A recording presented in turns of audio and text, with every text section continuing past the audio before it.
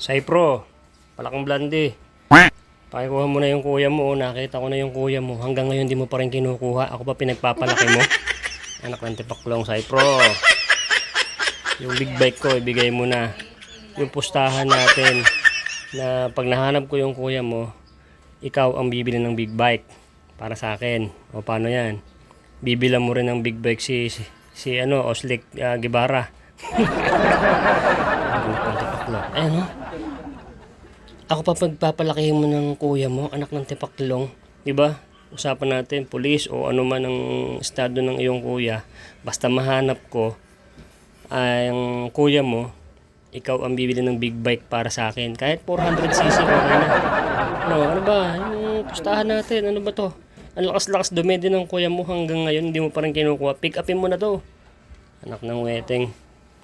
Itong si Cypro guys, yung kapustahan ko, yung paghahanap ko dun sa kuya niya. Ito na nga, nahanap ko na nga. Ito pala yung kuya niya. Eh hanggang ngayon po hindi pinipick up. Babarangay na kita, tandaan mo yan, no? Cypro. No, it was just So ayan guys, si Boy Sardinas may call center dito sa bahay. No, yan ang negosyo ko, yan, call center. At siyempre, ang negosyo ko guys, maglaba. Ayaw, di ba? Maglalaba tayo guys. Ito lang ba lalaban? Ito. Ito. Ang baka, ano. Grabe yung intro ko. Maglalaba lang pala si Boy Sardinas. Tar, kunin mo yung mga labahin doon. Maglalaba si Daddy. Oh, sige. Ayusin ko muna dito sa waso. Magkakarga muna ako ng tubig. Grabe. Pinakapunto pala sa vlog na to, maglalaba si Boy Sardinas. Buset! Maglalaba lang pala ako. Ang dami-dami ko pang pasikali. No? Itong busit na Cypro na to, nakikipagpustahan, mahanap yung kuya. Hanggang ngayon, ako pa pinag-alagaan ng kuya niya. Busit! Cypro, pababarangay talaga kita. Yung big bike ko, pakidala mo na ha. Yung gusto ko yung kulay pula. Kulay pula na big bike, no? Kahit 400cc ayos na yon. Eh kaso yung pustahan natin mukhang nawawala ka na. Ako pinag-alaga mo sa kuya mo. Ang lit-lit pa lang ng kuya mo, baby pa. Antipaklong. Dito lang ako guys, maglalaba lang ako. So dito lang ako sa bahay. Patulog-tulog, no? Kasi meron akong gagawin na mission. Uwi ako ng Nueva Ecija, dadalhin ko yung tatay ko doon sa Nueva Ecija, papagamot ko siya. So waiting pa kung anong date yan. Dadalhin ko siya sa sa isang herbalist, no? Herbalist. Kasi ito, masama ko na lang din sa vlog ko kasi mga best friend ko naman kayo dyan. Yung tatay ko hindi na siya magpapakemo, ayaw niya na, hindi niya kaya yung gamot. At maraming balita at marami na rin kasing kaming mga nabalitaan, yung mga nagpakemo tulad nung kasama ng misis ko na kilala ko din. Ang lakas-lakas, nagpapakemo na siya, tapos biglang namatay. Tapos dun sa amin sa Nueva Ecija, yung mga nakilala ko dun, mga nagpakemo, malalakas sila, tapos bigla na nahina, tapos namatay. Eh sabi ko sa tatay ko, tay, bakit takot ka ba mamatay? Sabi niya, hindi naman, pero ayoko na magpakemo kasi para mas bibilis pa yung buhay ko. So ganun talaga, wala talagang forever sa buhay ng tao. So hanggat meron silang sakit at kailangan ipagamot, kung saan ano mong gusto nila, ginagawa ko na lang. So kaya after busy rin ako, yung magulang ko naman, baka yung lahat ng mga gusto niyang puntahan ng mga sinasabi niya sa akin, puntahan na lang namin. Sa Nueva Ecija, ganun, sa Bulacan, sa Leyte. Yun yung yun ang pinaka-plano ni Boy Sardinas. So, ibigay ko na yung hilig ng tatay ko kasi matandaan na siya. Kasi kailan ko pa gagawin yun kung kailang nakaano na siya. Nakaguratay na lang sa higaan at hindi mo na siya mailibot. So ngayon pa lang, kaya pa niya, ililibot ko siya. So that's my life. So hindi ka dapat maging malungkot sa lahat ng mga nangyayari sa buhay kasi naman yan may time yan, may oras. Halimbawa, ikaw, malakas pa yung mga magulang mo ngayon. So, that is the time na enjoy yourself, enjoy your family. Pero isipin mo, darating pa rin ang panahon, natatanda na yung magulang mo, may magkakasakit. Kaya hindi lahat ng panahon is hindi magiging malungkot ang isang pamilya o isang tulad ko, no? Tulad mo na ikaw anak, 'di ba? Tulad niya ni Mami Sharma, o 'di ba? Nasa kanina na lahat yung pangangailangan, marami siya ng pera, pero hindi magiging dahilan ang pera na para hindi mawawala ang isang magulang or mawawala sa mundo, no? Napagamot, lahat na naibigay na lahat ng gusto. Pero darating ang panahon na ikaw ay luluha, ikaw ay masasaktan, may stress dahil sa pagkawala ng isang pamilya o isang magulang. Pero that's the reason na dapat ay bigyan mo rin sila ng pagkakataon na mabigyan ng kasiyahan. Yan, paggamot o ano man. So, yun. Kasi tatay ko nag-request na sa akin, ayaw niya nang magpa-chemo. So, mag-herbal na lang. So, nag-order ako ng mga herbal, mga mamahalin. So, sabi ko okay lang yan. Sana gagaling ka pa. May extend ng pagsasama natin dito sa mundong ibabaw. At kung kailan man yan na darating na ikaw ay kukunin ka na ni Lord o sino man o baka mauna pa ako. So, ganoon talaga ang life. Hindi dapat tayo matakot sa kamatayan, no? Ako, hindi man ako takot ng matay. Ang kamatayan darating na lang yan bigla. Minsan nagdadrive ka nga ng sasakyan o nagdadrive ka ng motor, bigla ka na lang maaksidente. Kasi marami na ako nakitang ganyan, nakakaawa. Kasi dito ako sa Manila, may makikita ako na aksidente sa C5, sa Gate 3, sa Magallanes, mga tanggal na yung ulo, babae pa siya, tapos babae na rider, yun, hati-hati yung katawan. So meron pang isa dyan sa may Pasig na sa flyover, nalaglag siya kasama yung motor niya, o di ba hindi alam ng pamilya niya na wala na siya o ano nangyari, o uwi na lang siya na bangkay na. So lahat ng mga bagay na yan is hindi natin alam kung kailan. So wag tayong pakampante na mangangarap ka na ang isang pangarap pala is hindi mo naman mararating dahil meron palang dito na yung oras mo is malapit na. So lagi lang tayo magpe-pray na sana ingatan tayo at bibigyan pa tayo ng mahabang buhay. Kasi yun nga, hindi natin alam kung hanggang kailan ng buhay natin. Kaya wag tayong manglalamang ng kapwa. Wag tayong tag dito. Wag tayong mga mangi-scam, 'di ba? Yun ang pinakamasakit sa buhay. Kasi malaking karma 'yan. So, yun lang, naikwento ko lang sa inyo guys kasi wala akong charity ngayon. Dito lang ako, house vlog lang ako. Ayan, nag-imot-imot lang. So, ganun lang ang buhay. So, kahit pa paano magsisingit pa rin ako ng charity. Pero sabi ko nga po sa inyo, bawal na po akong tumanggap ng donation or gusto mag-sponsor sa aking mga vlog. Charot po dun sa mga mamis na gusto magpadala sa akin. Ilan sila? 3, 4. Naunawaan naman nila na hindi na ako tatanggap. So kung meron na lang po kayo mapili ng mga vloggers na gusto nyong bigyan ng donation about sa mga binablog nila, doon na lang po. Kasi ako po is nagbabago na po ako ng content. Unahin ko muna yung pamilya ko, unahin ko muna tatay ko, unahin ko muna rin yung sa sarili ko din. Kasi may stress na rin sa akin, no? Para makapag-relax na rin naman din ako. So yan, kung ano-ano lang yung mga binablog ko, at least meron tayong upload sa YouTube kahit pa paano, makakaroon tayo ng $100, 5,000. O di ba, madadagdag natin yung sa pagtulong ko sa pagmo-motovlog.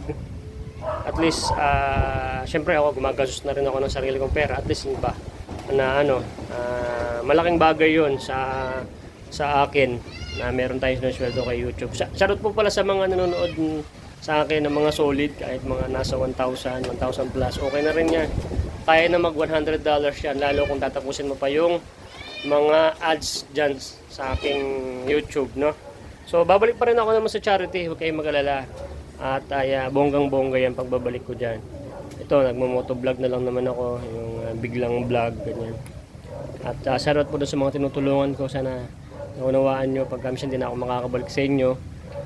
At least sana naging masaya kayo, naging parte ako ng inyong buhay na natulungan ko po kayo. At shoutout din sa mga sponsors na mga naging parte ng aking mga content, no? Kita nyo naman yung mga content natin talagang talaga dugod pawis yan.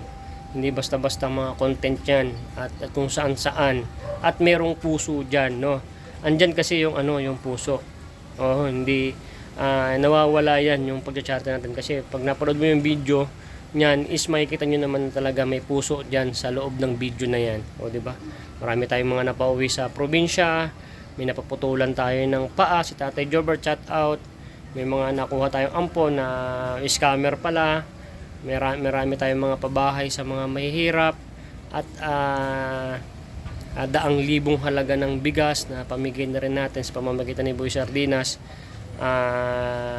Dumaloy yung mga blessings ng mga sponsors dito sa kababayan natin sa mga pagko-content natin.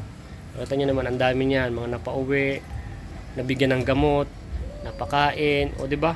Napakalaking bagay sa akin yan, guys. At yung mga video na yun andito sa aking YouTube na hindi na talaga yan mabubura. At alagaan ko na lang yan kahit papaano.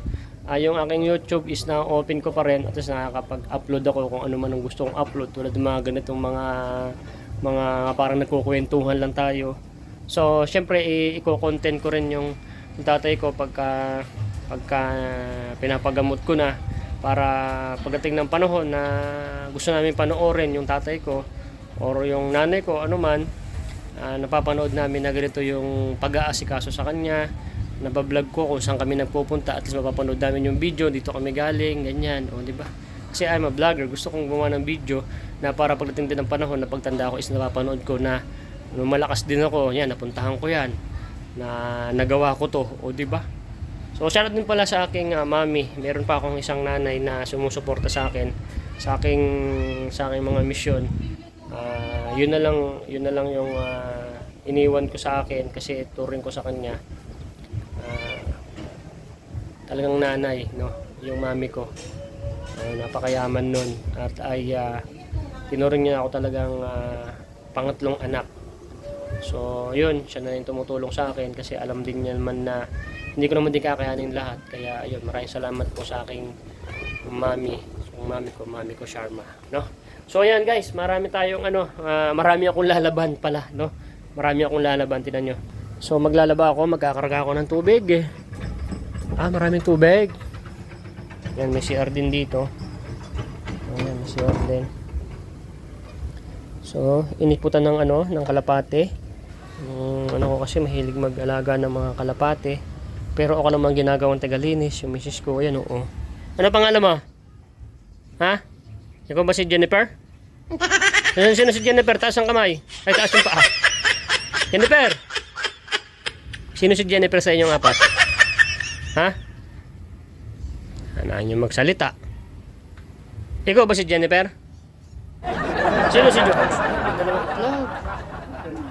Naglantod na naman tong isa na to. Ayan, dala-dalawa ng anak nyo. Doble pa. Tama na yung dalawang anak ha.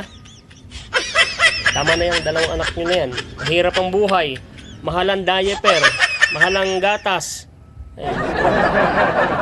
Huwag kang pakalso ng pakalso. Tama na yung dalawang anak na yan. Ipapakapon ko na yung asawa mo eh. So ayun guys,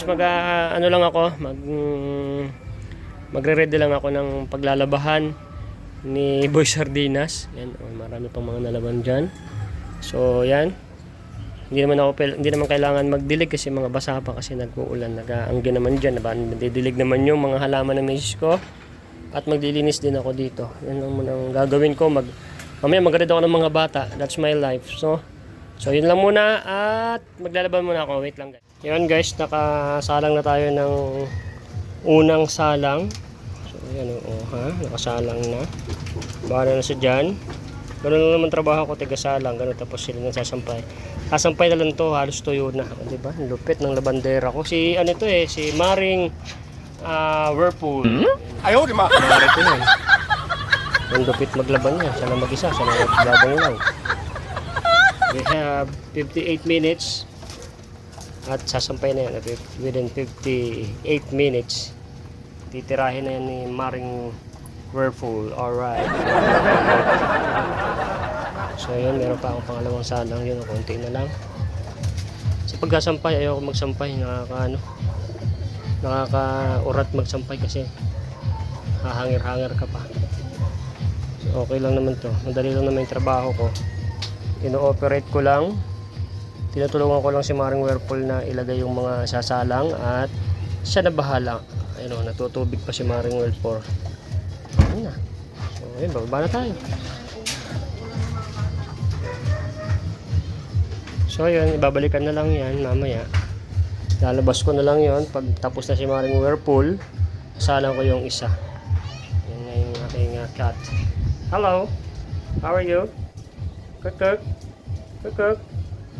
Dito lang siya. Tinatali ko kasi yan guys. Kasi malikot yan. Saan siya nagpupunta? Ilang beses na yan nakatakas. Saan siya nagpupunta? Hindi pwede siyang nakagala lang na parang yung pusa mo na nandyan. Hindi. Ibang klase yung pusa na yan. Ilang beses nang nawala yan. Ito nakita pa. So yung tinali na lang siya. Bye! Wow! So yun, kawawa naman. So yun, baba na tayo. Kasi ito naman yung trabaho ko. Magkatid sa mga bata. Hatid naman sa mga bata naman. Sige na, maligo na. Ito na, hatid ko na kayo. Tapos, ito naman si ang kapatid ni Cypro. Cypro, yung kapatid mo, pakikuha na sa batas mo na yung big bike ko, ha? At ako habang naghihintay na maghahatid sa mga bata kasi maaga pa naman magliligo pa sila. Ako ay mahihiga na lang din. Slip to slip. So guys, maraming salamat sa ano ng video na to. Itong video na to na walang kakwenta-kwenta. Salamat guys. Love you guys. Nay, ito na yung bayad ko sa isa O, kunin mo yung isa. Isa muna. Iyan Tapos isa pa, 'di ba? 4 dapat na sardinas Oh, yan. 3 na. Pang-4 na sardinas. Okay na.